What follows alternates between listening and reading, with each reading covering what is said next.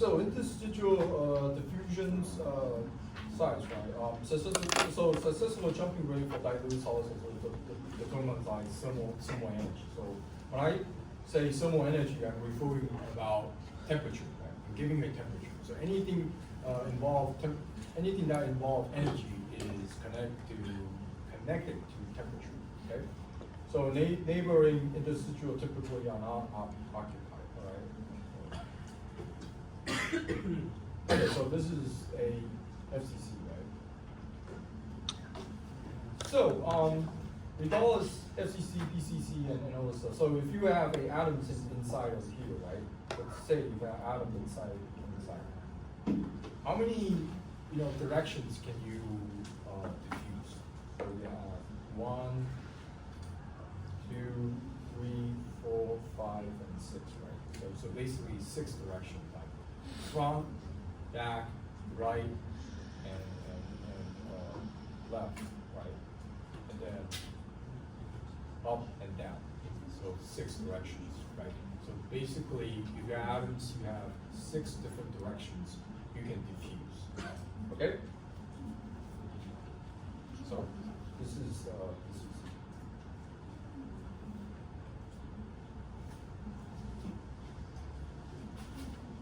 All right. So interstitial diffusion as a random jump, dilute interstitial solid solution of B and A, assuming simple cubic lattice. So gamma B, so this is gamma B, average successful jump frequency in unit of seconds of interstitial atoms, right? So N1, so this is N1 and then N2, right? N1 refer area number of density of B in plane 1, and then N2 area number of density of B in plane 2. So in unit time flux of BJB for plane 1 to 2 is JB 1,6 and 1. So as I was referring, 1/6 meaning that you have 1/6 of directions you can jump, right? So that's very obvious. And then for 2 to 1 is reverse, right? JB equals to 1/6 gamma and 2.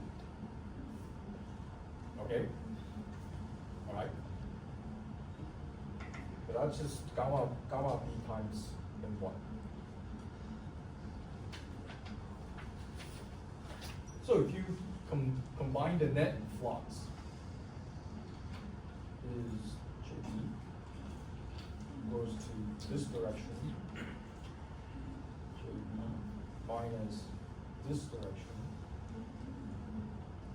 JB over 1/6 gamma B, N1 minus N2. All right, so there's just adding these two equations together. That's all I'm doing, right? So A is the lattice constant, which is also the jump distance of plane 1, 2. Value concentration of density CP 1 and 2. So what exactly is going on is you can write CP. So C is the concentration equals to N1 divided by alpha. And then CP, so this is 1, and this is 2, equals to N2 divided by alpha. So what does that mean is this, as I mentioned, is the area, and this is the lattice constant. Right, so lattice constant, so this FCC, BCC lattice constant is different from every unit cell, right? Now if you move the denominator and numerators, you get N1 equals to alpha CE1, right? And then N2 is alpha CE2. Or I'm just moving the denominator around. That's it. All right. So I'm kind of jumping ahead is what exactly I'm doing is I'm trying to derive the fixed Fuchs law. So how do the fixed Fuchs law actually come into the picture? Like how do we derive? So on my next slide, we'll go through a couple few equation derivatives, and then get them fixed first law. Okay.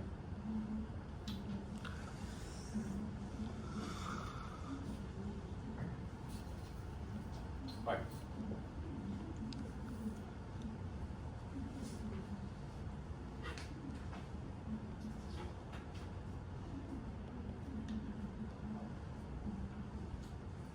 Right, so I'm gonna continue to move ahead. So I'm just recopying what I just wrote. So JB is 1, 6, gamma B, N1 minus N2, right? That's equals to 1, 6, gamma B, alpha CB. So I'm taking what we just wrote on the previous slide and then summarize it here. And this is 1, 6, gamma B, alpha C1,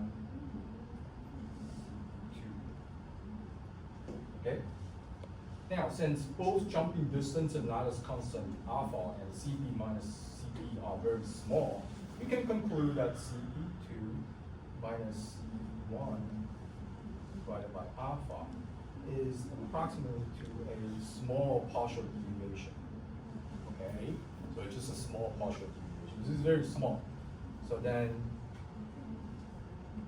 JB equals to 1, 6, gamma B, alpha, CB1,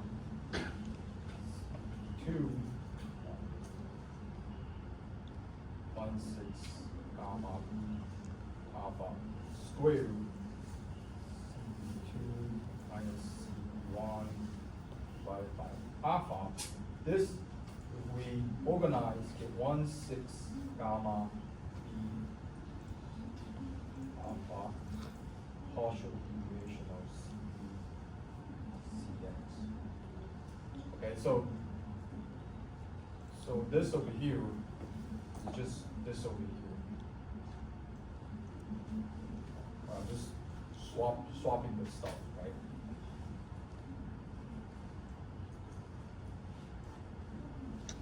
All right, so if I define the diffusion coefficient, dP equals to 1, 6, gamma alpha squared, right?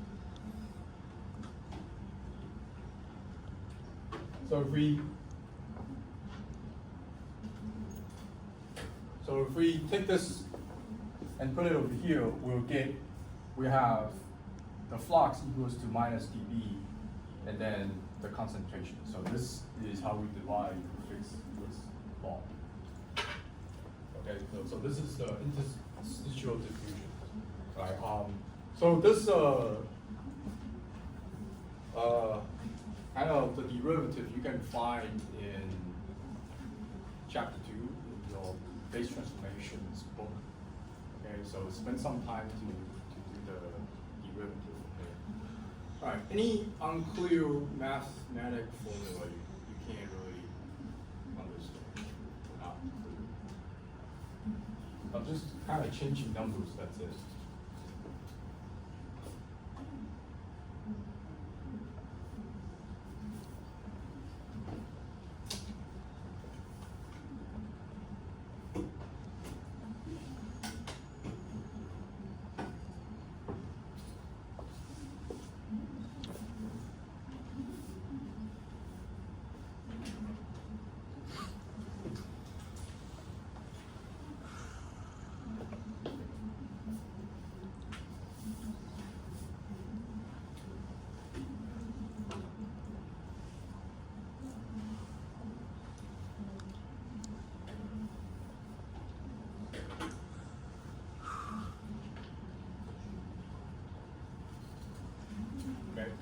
有没有问题看不懂的？或者你现在看不懂，标记一下，然后下课的时候我再给你说。OK。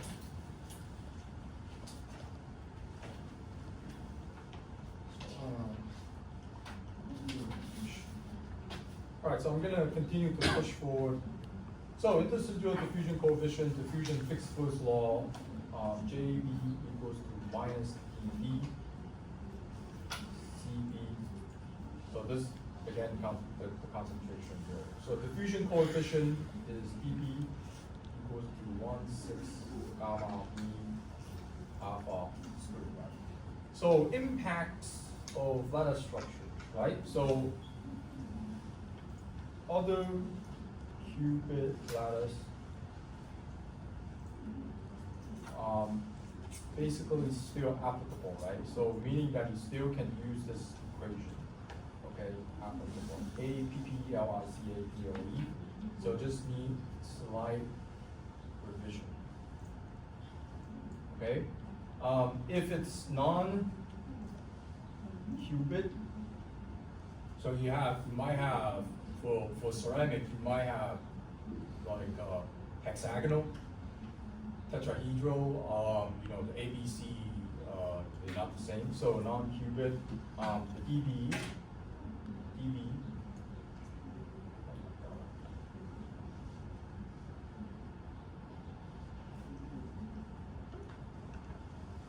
is different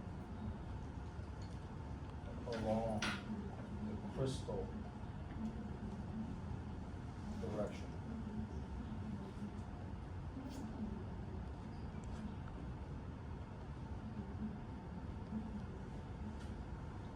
Okay. Impact of solute concentrations. So a few things. dB. Assume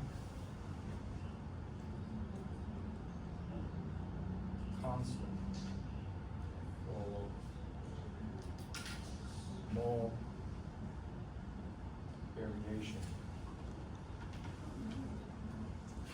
in concentration. Okay. Second is over larger concentration range.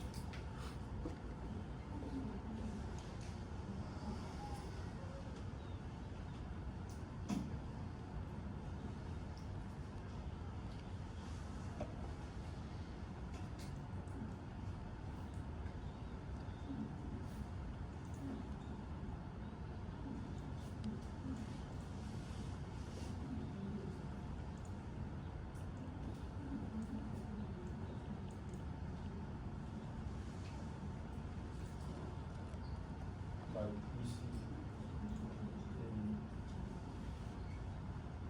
gamma I.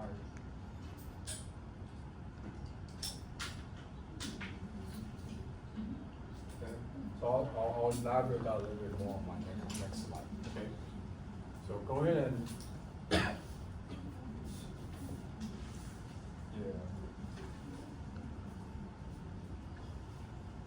So I have an example on my next slide about how do we calculate the jump frequency and stuff. Or how do the solute concentration play into a factor? So how do we calculate that, the jump frequency? Okay. Okay.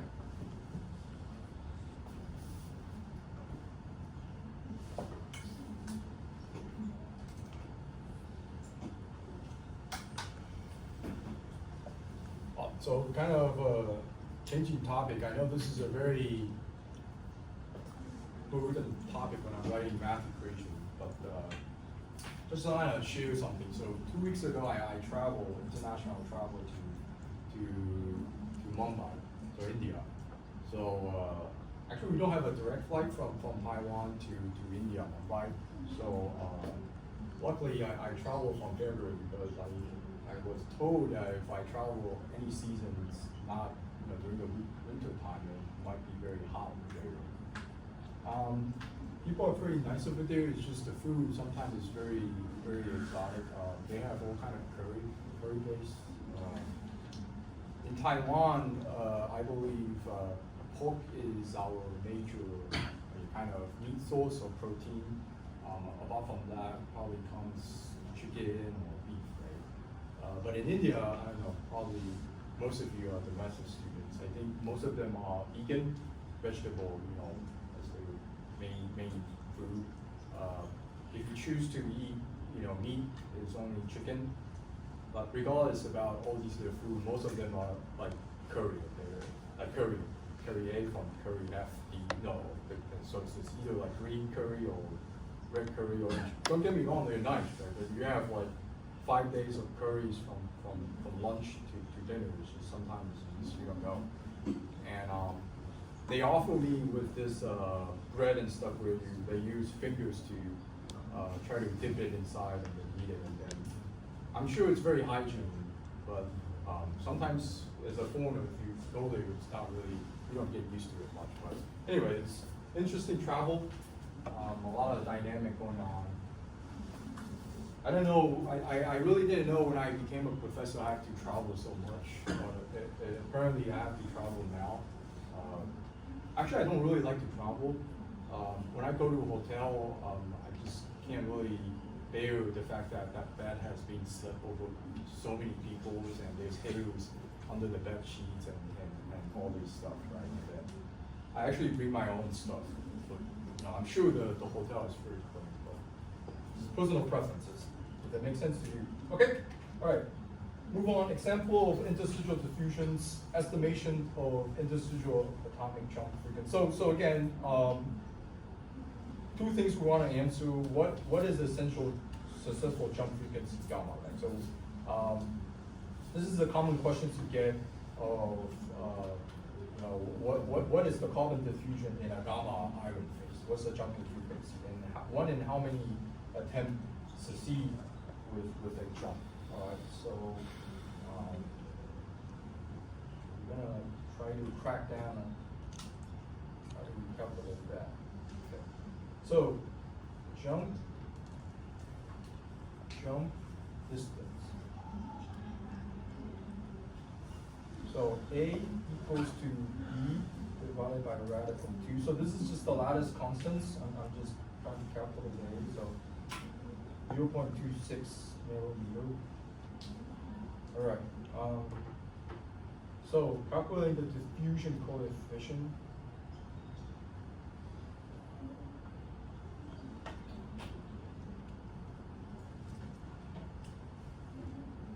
dB equals to 1/6 gamma B alpha squared.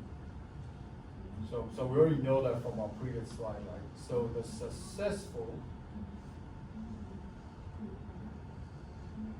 jump frequency. So F, R, E, Q, U, E, and C, Y. Just in case if you can't read my handwriting, gamma B equals to 6 dB divided by alpha squared. That's equals to 2.2 times 10 to the 9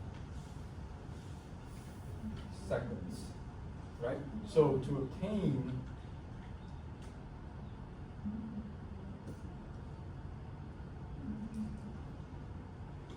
the lattice vibration frequency. So KT is the temperature, the constant, equals to H3. So that's the lattice vibration frequency, okay? So V actually is the constant, 1.38 times 10 to the minus 23, times 1,000 plus 273, right? So it's in K divided by 6.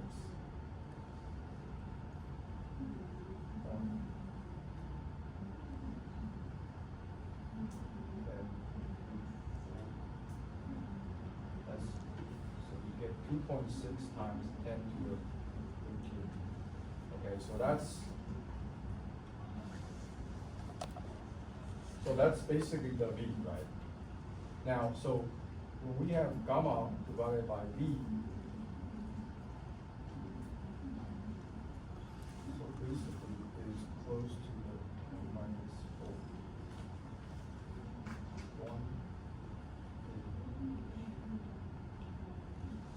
1,000.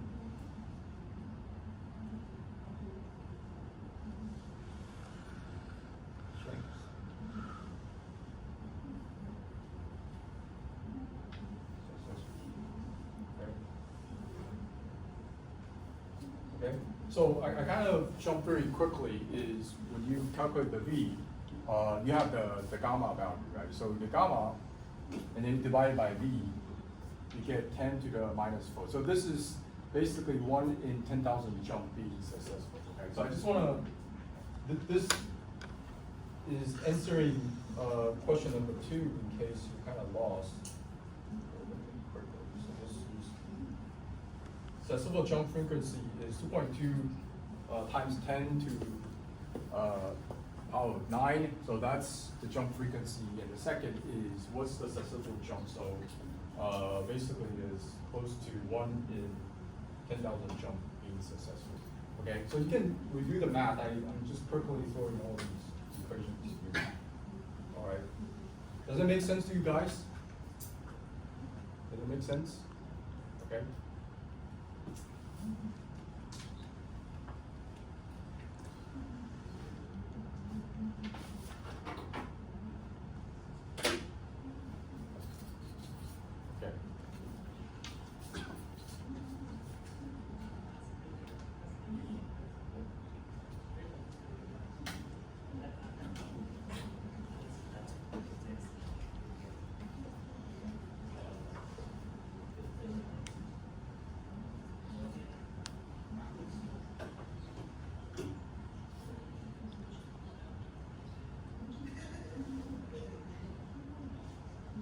Okay, so anyway, I will post this later.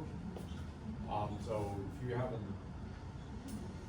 finished writing, we'll still catch it.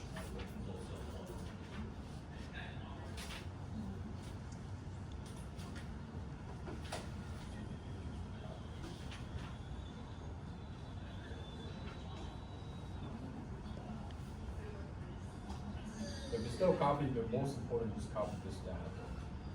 Okay, let's continue to move on. So effect of temperature. So thermal activation is activation energy barrier. So what's activation? And basically you have to conquer the energy barrier. So gamma Gm, right? Proportion of high energy atoms, proportion of atoms with energy higher than the mean equilibrium energy by delta Gm is given by, so that the activation energy is minus delta Gm and so M is the melting temperature, right? So there's a barrier you have to overcome, right? So successful jump frequency V, the thermal vibration frequency, which V, right? The thermal frequency I talked about previously slide. So the successful jump frequency gamma will be gamma V will be V exponential minus delta Gm. Okay, that's just being how it's being defined. So successful jump frequency gamma V will be equals to V. That's the thermal vibration frequency times exponential of minus delta Gm divided by RT. Okay, so RT is just the temperature you have to overcome the energy barrier. All right. So I'm trying to derive this to correlate that with the diffusivity later on to the next slide.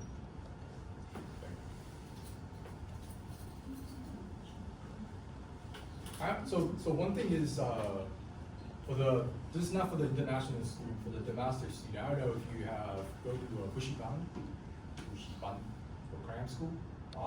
There's a very famous instructor in cram school, Li Zhenzong, who was teaching this class for the graduate entrance exam. So back in time was actually I went to his lecture. He has a notorious of writing notes for every class. That's quite a torturing experience, but those that have taken his class eventually got into a pretty good graduate school. But anyway, if you, in case still want to have his notes, I have that in the electronic file. So I have taken the liberty to all electronic file, all his Word document into electronic. Anyway, that's useful. Okay, moving forward, interstitial diffusion coefficient. So interdiffusion is PV, as I mentioned, is 1/6 gamma alpha 3, right? So therefore, b equals to 1/6 b exponential minus delta h in m minus t delta s m divided by r t. Right? So this is just the thermodynamic of squared. So dB equals to 1/6 alpha square b exponential delta Sm divided by r exponential. So I'm extrapolating the delta H out from the equation of t. Okay? Frequency factor, so E B naught equals to 1/6 r square root b exponential delta Sm divided by r. So interstitial diffusion activation enthalpy, so basically Q, which is Q, if ID meaning interstitial diffusion equals to delta H M, right? So why I'm talking about this is that with this derivative we get D equals to D naught exponential minus Q ID divided by RT. Okay, so I quickly wrote down everything. Like at this point right now, if you're lost with the math equations, that's okay. All of those is not important. The thing is just you have to trust me that D equals to D naught times exponential the activation energy. Okay， 就那个活化能乘上你原始的那个扩散系数会得到你之后的那个扩散。OK， 就是从这边做这个 derive。Okay, so this is how we derive dB equals to dB naught exponential minus QR Q of T. Okay, so there's a significant research on. I'll wait a few seconds. Is if you can,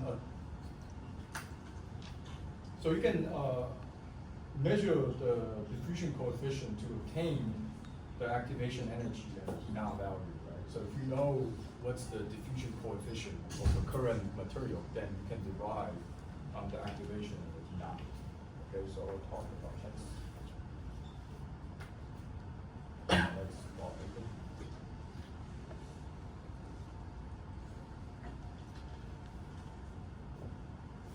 Okay.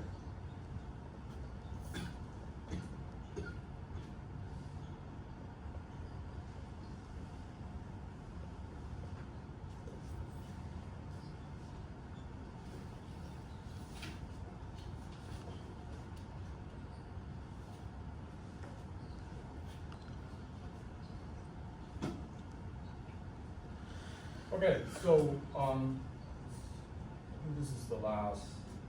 Yeah, this one is the last slide. So effect of temperature thermal activation, as I mentioned, is obtaining Q and D value from it. So on the right hand side is the slope of log G inverse of T gives the activation for. So normally, why people want to do this is they want to calculate the activation energy. Right? The way they calculate the activation energy is through the slope. You're getting this slope, right? So this slope is basically the activation energy. And if you have like multiple dots, you draw a line, and then you get the D naught. So the original, the diffusion coefficient, yeah, right? So the way you can do this is D equals to D naught exponential minus Q of T. So that's the equation we just derived on the previous slide, right? So we have, all I'm doing is, you can take the log n value, E minus Q of T. Or if you want to do log it, that's fine. It's also the same, it doesn't really matter.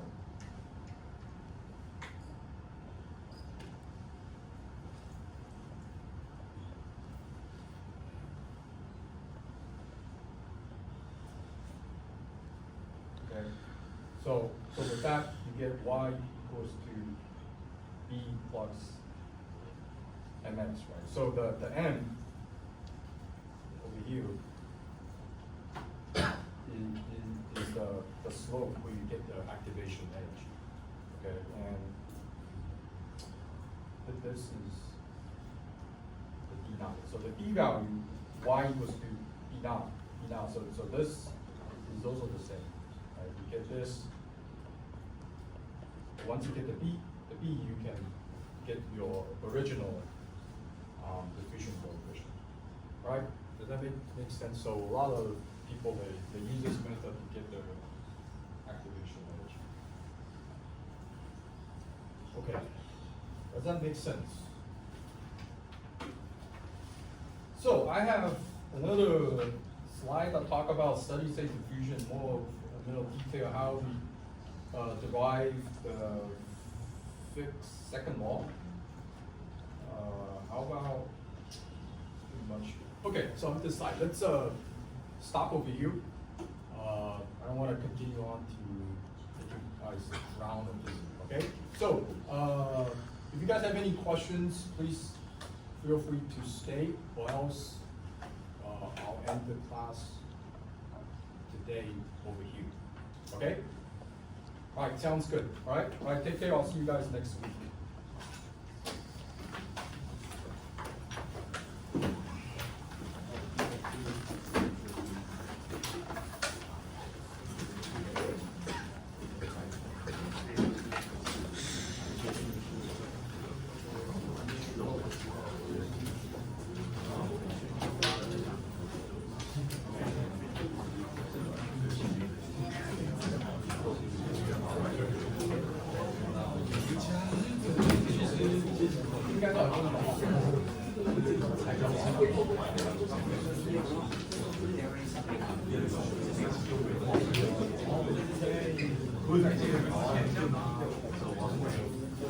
Good.